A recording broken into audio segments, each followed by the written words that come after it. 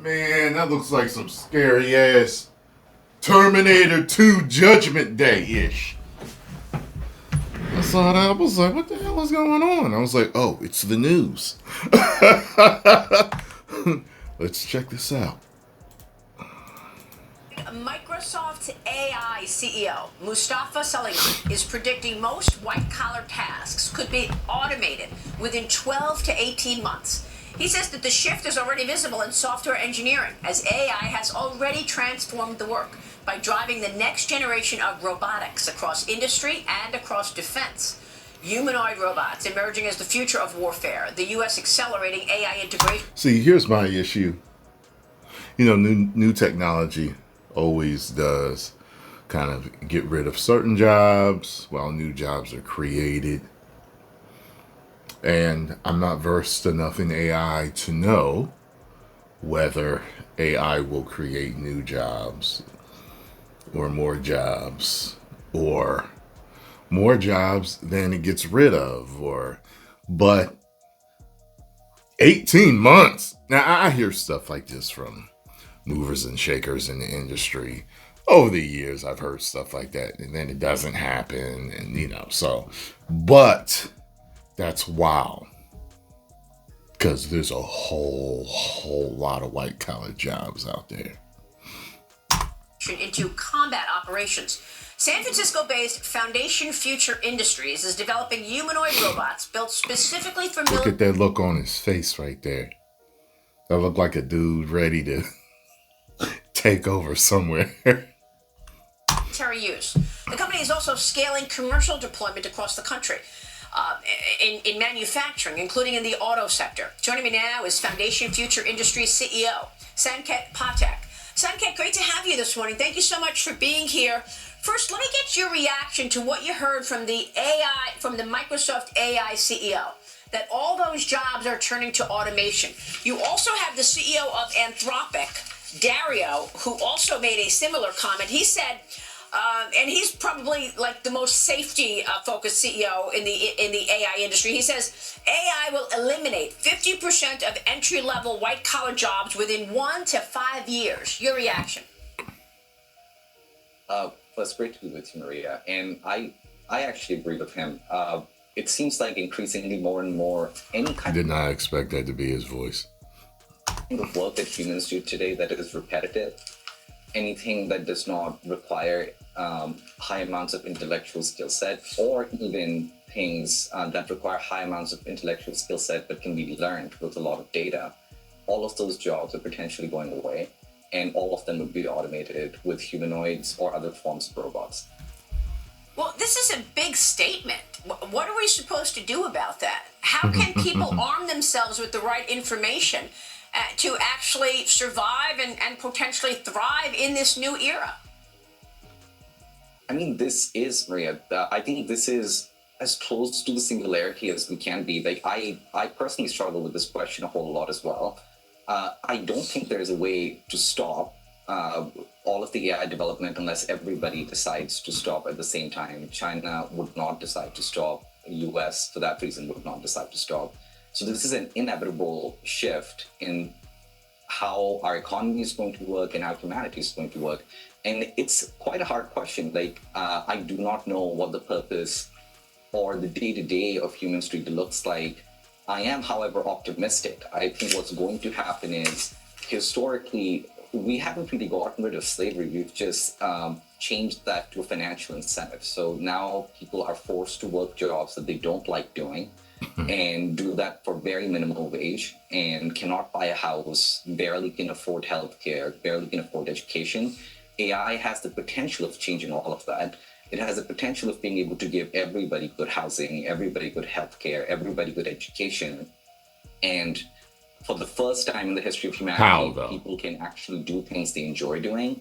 So that's the optimistic side of it. I do, however, worry what this means. Is that more along the lines of the whole you'll own nothing and be happy? The short term, because in the short term, it's going to be a very disruptive change. Elon's called this, I think, a supersonic tsunami, which is probably the right thing. This is going to be an extremely disruptive change. And I think the governments are going to struggle to keep up, but I do think there's a path ahead where the future is quite exciting for humanity, and that's the one that we're striving for. I find it interesting that they're designed to be humanoid in a way, but they don't really move like us. They almost move like old people. So I've seen dudes that walk like that too. Okay, so let's talk about your business, because Foundation striking a U.S. brokered agreement with Ukraine to deploy humanoid robots for surveillance, logistics, and other high-risk operations. These 5'9" phantom units capable of carrying more than 40 pounds, designed to operate in dangerous environments. That's the kind of robot I like to see, because you would rather put a machine into harm's way than an individual. Sankaet, tell us more about this collaboration and what's possible when you look at AI related to the military. I think, Maria, this is one of the areas I feel like humanoids will have one of the most profound effects. There are three big use cases that we're looking at, not only with Ukraine, but also with the Department of War within the US. The first use case is just logistics work, so being able to move things around, supply pickup. Now in Ukraine, what happens is when soldiers leave a building to go and do supply pickup, there are drones that shoot at them. So it's better to send human soldiers, it's better to send humanoids out versus human soldiers, because they can essentially do these tasks just fine. And if they get shot, there's less of a concern. The second kind of task that we've been asked to do is around best in the few then. Pretty much inspection, repair, maintenance. So that is also not a. And how fast do they move? Because if they move like that one going, then they ain't getting far. Nice task, but a task that is all the logistics work that happens behind the scenes.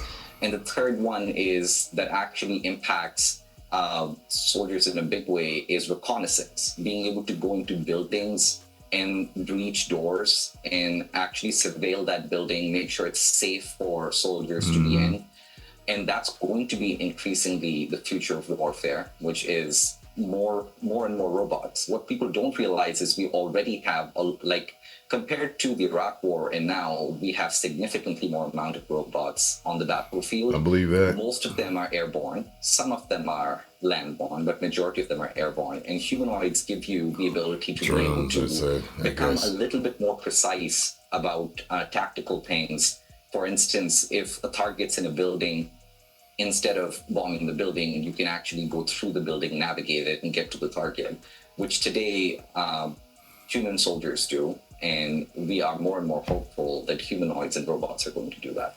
That is so exciting, Sankaet. And I know, well, look, you're a government contractor, right? You're working with the Department of War. Exciting and on scary. Dual-use humanoid robots designed to support warfighters and strengthen the defense industrial base. What's possible here, Sankaet? With the Trump administration involved in onboarding this process, how do you see that partnership accelerating? And can that kind of robotics give America an edge, even a bigger edge, when it comes to the military and military? I'm sure it would. They could perfect it. So first thing, Maria, I do want to commend the administration for being very forward-thinking in this regard. From Pete Hegseth to the president, everybody is very focused on reducing procurement and really holding defense contractors accountable, which is like common sense business that has not happened so far. What is that enabling companies like us to do is build products that are competitive, that can... Man, look, it's over. All the secrets is out. We got robot armies now. What the hell is going on? Guess the aliens is going to land next. And then the creator will come back to right all the wrongs and bring peace to humanity. See y'all in Utopia. 10 million subscribers. Woo!